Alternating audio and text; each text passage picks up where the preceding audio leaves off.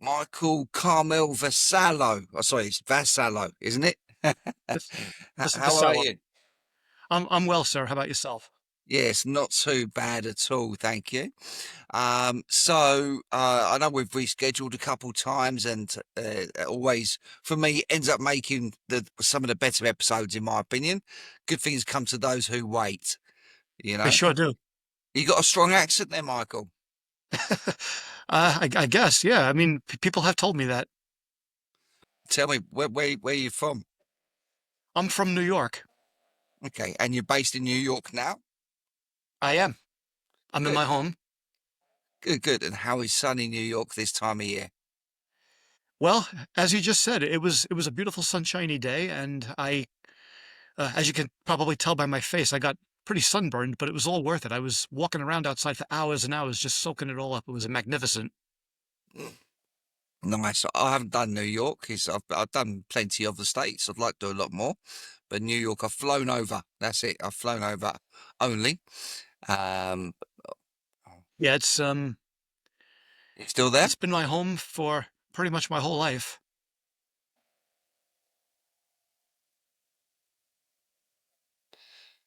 Hey, Michael, you still there? Yeah, it looked like you were getting frozen over there, Tom. Is everything okay? Yeah, yeah. It's all good. We'll edit that little bit out. That's fine.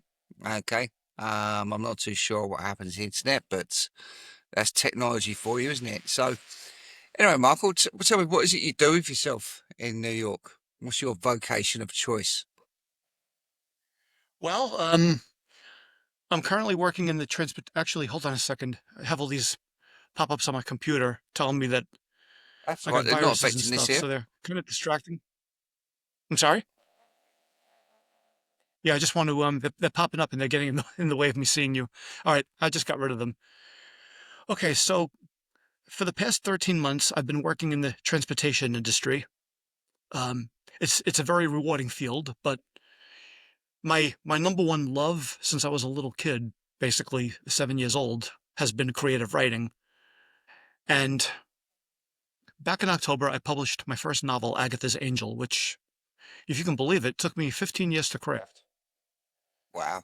So Wow. it was a long, yeah, well, I was right. It was a long, arduous process, but something inside of me said, yeah, don't give up. I know it's frustrating because you want to see the end of the tunnel. I'm like, but, life happens, work, household responsibilities, and then other times you just want to put it down and not think about it because your brain needs to recharge. So having a family and sometimes you just don't feel like doing it. You're tired. So with all that, and I was doing graduate school also at one point. So with everything going on and me going back and forth about how I wanted the story to go, it just took a long time, but I was very happy when it was done. And now comes another tricky part, which is um, after I first put it out and I was enjoying having people tell me, "Oh, I got your book and I'm reading it," or "Oh, I got your book and I read it." Um, it doesn't quite stop there. I have to also not have to, but if I want this thing to become more known, I have to look out for marketing and promotional events and put myself out there. So I actually did a talk in one of the libraries near my house a little over a month ago. It was okay, I'll give myself a little bit of a pass because it was my very first time doing it, and I don't know how I went a whole hour, but I just did. I mean, I had stuff written down, and then I wound up not using what I wrote down, so I just kind of took advantage of my time being stuck in traffic to kind of what's that word? Just kind of improvise my talk a little bit, and I did okay. Obviously, there'll be more of these down the road, and I'll have more practice, I hope. Hopefully, more people will show up too. And so I'm excited. This is just the beginning. I mean, for 15 years, it was all about the creative aspect. Now it's the business aspect, but it's okay. I welcome it. And it's a chance for me to learn something new. And so, yeah, I mean, Okay. I'm, What I'm, was I'm the proud of name of the myself novel because again? it's called Agatha's Angel. Agatha is she's a venerated saint in the Catholic Church. So the novel is a reference to her because we recognize her as the patron saint of breast cancer, and the main characters they participate in a breast cancer race. So they acknowledge her, and the girl in particular prays to her, and she's a big influence for the girl. So Okay. I thought it'd be a good title. Okay. And what's the essence of the story on the novel? Is it like a life journey? Is it has it a romantic twist? Is it got a thriller aspect to it?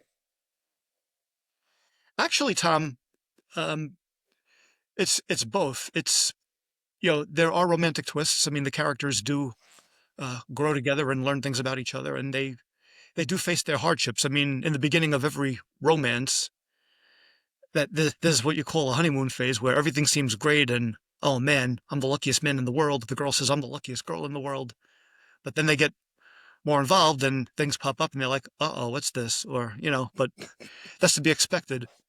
Definitely in real life, and yeah, in romance novels as well. But you mentioned something about, what was it? What was that other thing?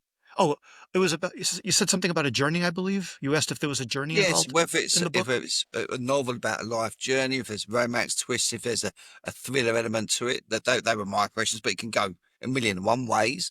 I'm just trying to dig a little bit deeper into its flavour, I guess. Yes, well, actually, the the main male character is kind of on a journey. It's more of a mental battle that he's fighting with himself. He's 25 years old, and he's kind of at a crossroads in life. He had a great time in college, and then he was involved in campus ministry, and he actually met a girl and was engaged to her, but sadly, she died right before he graduated. So he kind of didn't graduate from college on a great note, but the grief led to him kind of going through a tough time as he was starting his new job. So he was like, you know what? Let me go join the Peace Corps and get my mind off things. So in that sense, he was kind of on a journey, on a literal journey. But then he came back home to reconcile with his father, and then he was more on like a soul searching journey, kind of still dealing with baggage from his past, his grief, trying to patch things up with his dad, who he kind of has like a love hate relationship with, just trying to find himself. He's not too thrilled with the job he has when he comes back home. Not really sure what he wants to do with himself. He's kind of lovesick. He misses his friends. Kind of immature, but not a bad guy. Just needs a little guidance. And then he meets this girl, kind of on a whim, and it happens on the most unexpected day of the week, a Monday. Now, for people who hate their jobs, Monday is not a very nice day of the week, especially when it's pouring rain. But God obviously had different plans for this young man. So he was going to take this rainy, dreary Monday on his way to work, on his commute on the train to work, and he was going to put a positive spin on it. So he puts this girl on the train that he never met before. Well, actually, he takes a train he didn't normally take, but there's a reason behind that. And they start talking, and he kind of gets the sense that she's a little different. Most girls that are 25, 26, 27 years old, they talk about, hair, makeup, nails, Bahama cruises, fun stuff like that. But this girl was kind of talking to him about things that were a little deeper, and he was not used to that. So his initial reaction is, "Huh? What's going on here? What am I dreaming? What does she want?" But after a while, he starts to realize that her efforts are sincere, and he starts to see, you know what? She's not such a bad person after all. So they start to some seeds start to get planted on that deep spiritual level, and he's still kind of reeling from it, still kind of taking it in. But then he realizes after they step off the train and they go their separate ways that he really is thankful that she took the time to acknowledge him. I mean, you're talking tens of thousands of commuters on this railroad every day, and she basically picked his name out of a hat, it seems. So he's like, why me? But after it sinks in, he's like, wait a minute. I don't think I thanked her for what she did for me. I should have. But when am I ever going to see her again? And then he realizes she dropped something. And he's like, oh my gosh, I found this. I got to somehow track her down and get this back to her. Otherwise, she's going to be screaming. And he does track her down, and they meet, and she thanks him for returning the item. And they kind of build on their friendship. and then they make plans to get together, and then they make plans to get together again. And she's a very spiritual person, and he's kind of spiritual on paper, but after a while she starts to realize that, and she's like, "Yeah, this guy needs help. So I want to help him. I believe he has great potential. I see a lot of good in him, and I want to flush out more of his better qualities. And I think I can do that. I think that's what God's calling me to do." So an unexpected twist of events happens to the young man where he finds himself with extra downtime. And it just so happens that the girl has breast cancer in her family. And she mentions, she being Catholic, she mentions this saint in the Catholic Church, Saint Agatha, the patron saint of breast cancer. So she starts talking to the young man about her, excuse me. And when this man hits this crossroads, and he's like, "What do I do next?" She says to him, "Every year I run in this breast cancer race. This year, I'd like you to run in this race with me." He goes, "Well, I do love you to death. There's one small problem." She's like, "What?" He goes, "I'm a little out of shape." She goes, "Don't worry about it. I'll train you. We can train together, Kind of hard to exercise on your own, I think. But when you have people with you, coaching you, and you kind of have to exercise, because then they're going to get upset. And then they're going to be like, "What are you doing? You're sitting on the sideline. You should be working. What's going on here?" So he takes that as his cue to be motivated. He's like, "Yeah, I love you, and I want to help support your cause, so why not?" Well, he goes home and he tells his father, this man that he has this love-hate relationship with. And the father, all of a sudden, is starting to see his son in a different light. So the son starts to doubt his father's sincerity.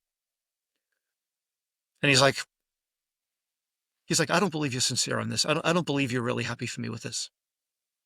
So the father has a hard time convincing him, "No, listen, you don't understand. I'm a changed man. Okay, I'm not the father I was. And I do want to cheer you on." So he's like, "All right, sure." So the young man trains for the race, and to his pleasant surprise, his father does cheer him on. And his father, who initially didn't like the girl because of her biracial ethnicity, he starts to soften up to her. So, what do you call it? Love starts to grow on all three sides. And the man is on this journey to self-discovery and letting go of his baggage while he trains. And he looks at his training and preparing for this breast cancer race as his chance to release his demons, which he kind of does. While he still has a couple left, he does, for the most part, grow up and mature in the process. And he does start to believe a little bit more in God and in his faith, to the girl's pleasant surprise as well. So yeah, he's on a journey towards better self-discovery and more love after having gone on an actual journey with the Peace Corps, where he spent 18 months with a friend of his building schools. And little do they know that this friend of his, who was his mentor with the Peace Corps, and this girl that he meets when he comes back, they have a very interesting history together.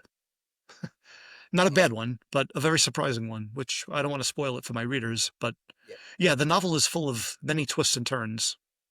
I guess that's why it took me so long, because I figured the more twists and turns it had, it would be more interesting, be less Yeah. predictable. And people don't always like predictability.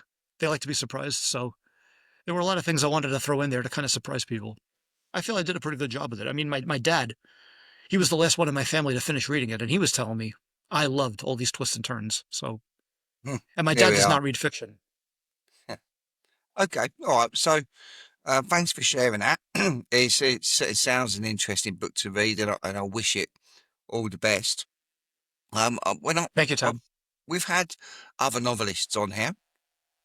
As you know, I don't know much about people when they come on, so it comes out in conversation. Okay. Hmm. And the other novelists I've spoken to have always said there's a little bit of them in their novels. Okay, there's a little bit of messaging from their life, their intentions, their past, their missed opportunities. There's a little bit that has transcended onto page. Do you feel there's an element of you on there as well? Yeah, I mean, there are some aspects of my past that I threw in there, but the character is a fictionalized version of myself. Like I kind of took some aspects of myself and I made this person, what do you call it? Maybe more, I don't want to say arrogant, but um, maybe more daring, I should say. Maybe more of a risk taker than I was at that age. Okay. But other than that, yeah, it's kind of loosely inspired by, a similar crossroads I was going through. Maybe not as drastic as what this young man was going through, but there was a time in my life when I was younger and okay, all right, what next? Like I was used to things being a certain way for so long, and then when it came time for me to go out into the world, I'm like, okay, now what? I think a lot of us can relate to that when we're out on our own for the first time. Yeah, I think so. And what would you say? I know you touched on this already, but what would you say the primary reason it took 15 years? Like the main reason that you weren't ready to release?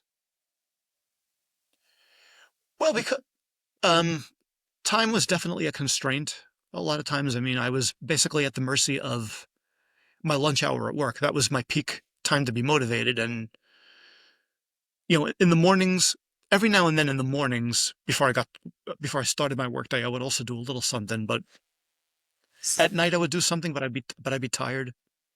So it was hard at night. But during the day at lunch, once I finished graduate school and I didn't have to spend my lunch hours studying anymore, oh boy, what what a breath of fresh air that was to be done with that. But then I'm like, now you got all this extra time. Why not work on the book? So I would do that. I would either write ideas down or I would organize ideas or try to come up with an outline and do some research. On average, I would say that for many years, I would get 6 pages a lunch hour done, which was a lot. Mhm. I mean, I was happy with it.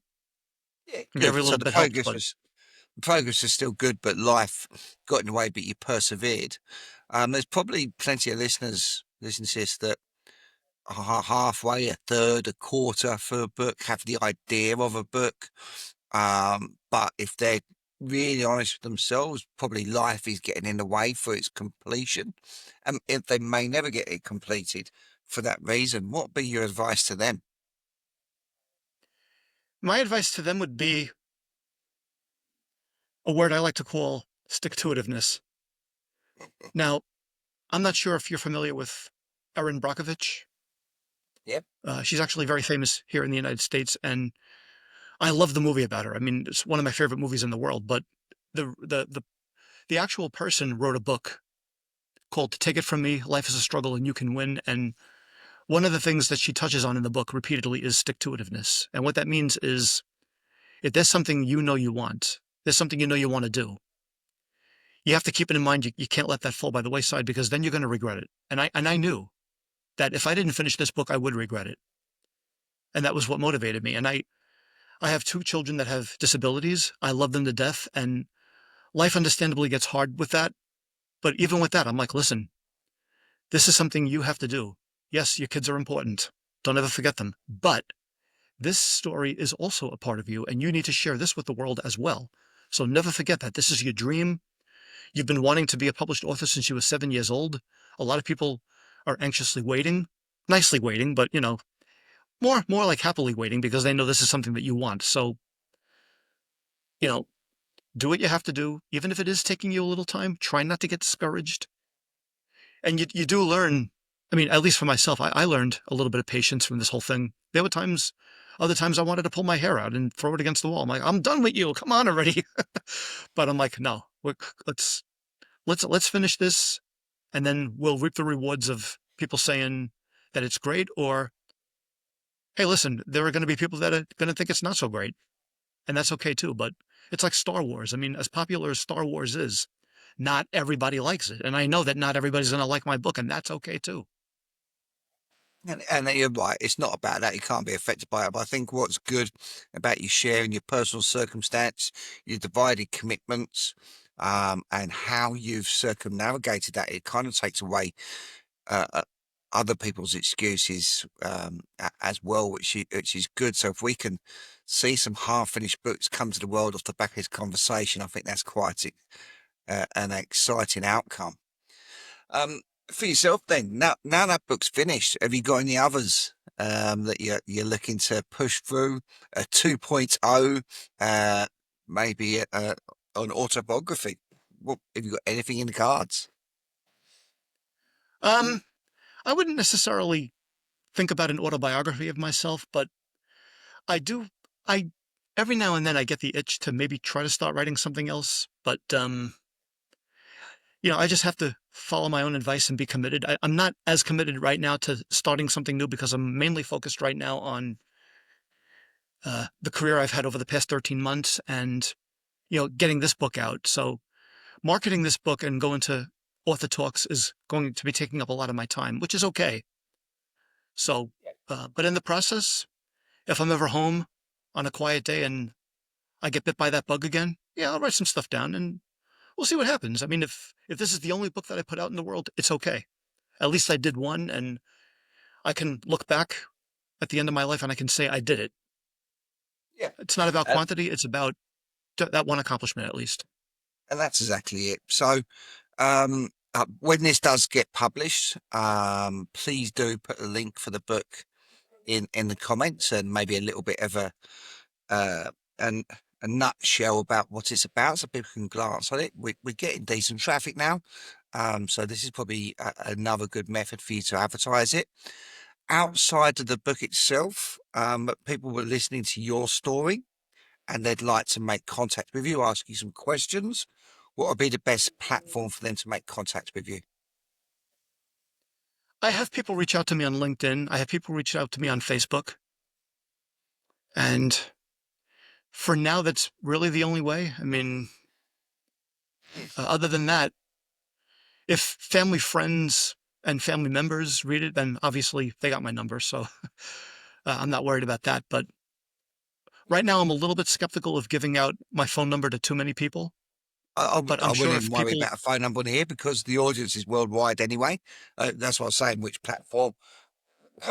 Excuse me. Excuse me. Well, of which course, platform would be more suitable? So, what I'd recommend is when you put your book up in the chat, put your LinkedIn link there as well, so people can connect with you. They can say they've watched your podcast episode. I'd like to know more about whatever it is they want to ask you. So, I think that would be the smart move. yeah, I'm thinking, as I mentioned, Tom, I'm thinking primarily LinkedIn and Facebook for now, at least, are the best methods to go. I mean, if there's another channel down the road that I think I might want to explore, then I'll do that. Perfect. Well, that brings us to a close, Michael. Thank you very much for sharing your story and your story and your story, essentially. I You're look welcome. forward to maybe having a perusal at the book myself. And thanks a lot for your Thank time. you.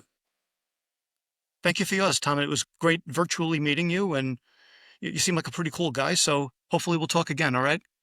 Look forward to it. Thanks, Michael. You're very welcome. Have a good night. Okay. Thank you for watching this episode. I hope that you did enjoy it, had lots of takeaways from it. As before, please subscribe below so you can keep on top of any new releases we have. And also, if you would like to have your story told, just reach out with me and I'd love to give you that platform. My best email address is tom@purplepatchconsulting.com. Thank you.